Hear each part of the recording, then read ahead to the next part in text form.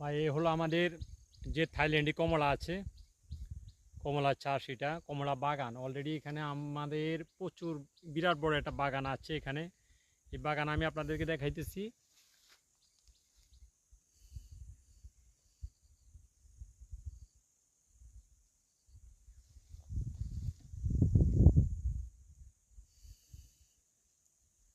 তো যাই হোক, এই বাগানে হলো আমাদের শুধু কমলা চাষের জন্য, কমলা যারা কমলা চাষ করে, থাইল্যান্ডি একটা কমলা। কমলা হলেও এটা কমলার জাতটা ঠিক আছে, বুঝছেন? এই কমলার জাতটা ঠিক আছে, ঠিক থাকলেও গাছে এখনও গ্রো আসে নাই পুরা।